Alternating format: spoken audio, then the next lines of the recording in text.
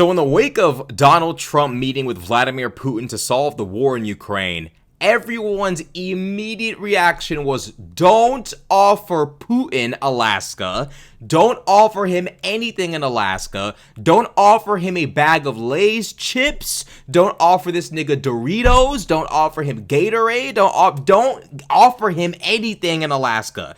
Just don't make any offerings, please. The immediate reaction from everybody, just do not offer him Alaska the state. Don't offer him oxygen. Okay, now, but don't offer him, do not offer this man anything in Alaska. Not a moose, not a bear, not a fucking, a fire, and nothing, not even an ant.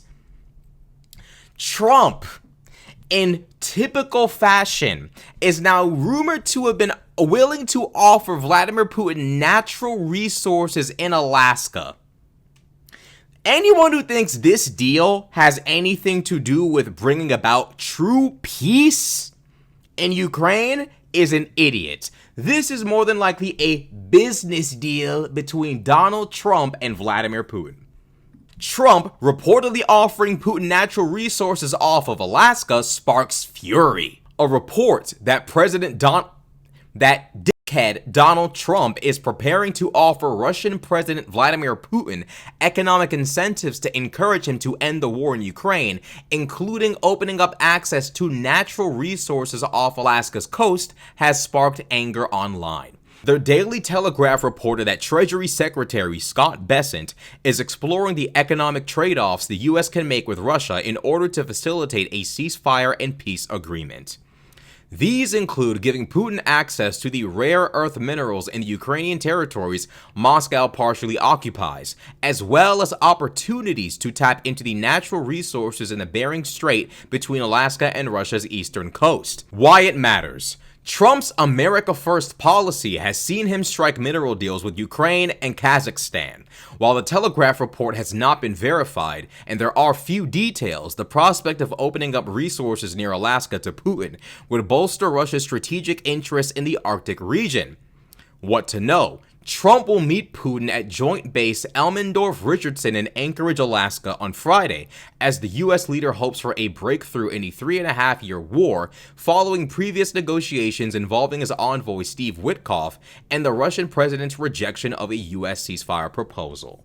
Now, anybody with any semblance of intelligence, reason, rationale would understand and realize that in order for a peace deal to actually be brought about, Vladimir Putin and Volodymyr Zelensky must speak.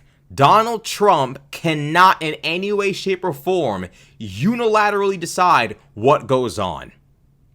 I say unilaterally because he's the only person on the Western side who seems to believe that this is the solution to bringing about peace in Ukraine. Donald Trump continuously forgets you are not the only person with cards here. Ironically, this is what he sat there and yelled at Zelensky about. You don't have the cards. You don't have the cards. You just don't have the cards. Donald Trump thinks he's some kind of masterful deal maker when it comes to geopolitics, and he's not. If you're so concerned about cards, if you're so concerned about leverage, if you're so concerned about who can play what card, surely you'd realize you're not the only one who can give Ukraine weapons. You are not the only one who can provide weaponry to Ukraine. I admit, the Europeans have been very, very lackluster in their preparation for an event such as this. But all Donald Trump has done with his behavior is further incentivize the Europeans to find an alternative to NATO. Because frankly, NATO ain't working. Thankfully, they've increased their spending, but I can assure you, Donald Trump and his inability to be trusted is part of the reason why they're spending more. And I can guarantee you this, the Europeans are looking for a way out of NATO. The United States is untrustworthy. Donald Trump yet again believes he can meet in some secluded area with Vladimir Putin and achieve peace, despite the fact that every single time he's tried to push Zelensky out of the way and bring about some kind of peace deal, establish some kind of peace deal with Putin, what does Putin do?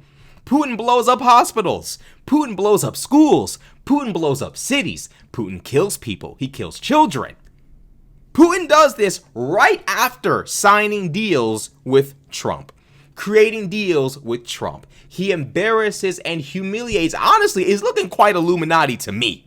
It's looking like a humiliation ritual to me. Donald, if you need help, blink, because every single time Donald Trump and Putin with their little crayons mark up some kind of peace treaty, Putin blows it up. He literally blows it up. Now Donald Trump and his associates are now willing to risk America's resources, willing to risk American national security, willing to bring in Russian companies and more than likely the Russian state into American territory, American soil to access our resources in the midst of Russia being an antagonistic state that is literally threatening to blow up the planet every single month. Donald Trump just recently claimed he was moving nuclear submarines toward Russia as if they were ever not there. Maybe Trump did move them away. Maybe Trump did move those submarines away and then moved them back in the wake of Medvedev's psychotic, monthly psychotic tweet, which he almost always seems to have on schedule per month. This is the kind of presidential activity we as a nation are dealing with, where our president is basically open to opening up our territory to an enemy nation state just so he can say, art of the deal. Shut the fuck up. This is ridiculous. This is this art of the deal shit that Trump thinks. He's like, this is not art of the deal. The Russians break every agreement they ever sign ever. They broke the NATO-Russia Founding Act. They broke fucking Minsk. They broke the Budapest Memorandum. They've broken every single deal they've ever been given. They don't care about ink. They only care about blood. Biden understood this. Zelensky understands this. The Europeans understand this. The only people who seem to be in la-la fantasy land are Donald Trump and his supporters. Now, I believe Donald Trump and Putin are actually marking up a personal deal for Trump's benefit with the mirage of, we're doing this to solve the war in Ukraine. When in reality, all of this is being done to fatten Donald Trump's bank account. Like all of his little geopolitical arrivals and events he's done. He's like a fucking club promoter. Trump gonna be at this location at 8 p.m. We gonna turn up. Like, this is Trump. Trump shows up to a fucking country, pulls up. They roll out the fucking electronic McDonald's machine for him. This is real. This did happen. Trump munches on his fucking kid's meal, ketchup all over his fingers. He signs the deal like a boss. He thinks he's Rick Ross. He signs the deal like a boss. And then he comes back to America claiming he's made such amazing, lucrative deals for the country. Don't pay attention to that plane I just got. Don't pay attention to the crypto scheme. This man literally goes to the Middle East, gets money pumped into his pockets by the Qataris, the Saudis, you name it. And by the way, you know what? Salute to them for great statesmanship. Trump is for sale, so why not commence in bartering? Why not barter? Why not buy? If he's this corrupt, you might as well go on ahead and do your thing. It's geopolitics at the end of the day. Trump is so for sale, it's unfucking real. It's unreal. This is not a deal for Ukraine. This is not a deal to bring about peace. This is a deal to fatten his pockets. As if the lards of fat in his pockets aren't even enough as it is. This man, Donald Trump, is doing it for himself. That's why Zelensky ain't gonna be there. That's why the Europeans won't be there. Donald Trump either is that stupid to where he believes he can do it by himself, which he can't because he doesn't have enough leverage. The Europeans can still sit there and just decide to ignore it and keep funneling weaponry into Ukraine, or he actually isn't that stupid, and he really does understand the situation, and he's just doing it to, better himself and to embolden and enrich and empower himself. Both outcomes terrify me. Both scenarios scare me. So, our president possibly offering up Alaska's resources to Putin. Please make it stop.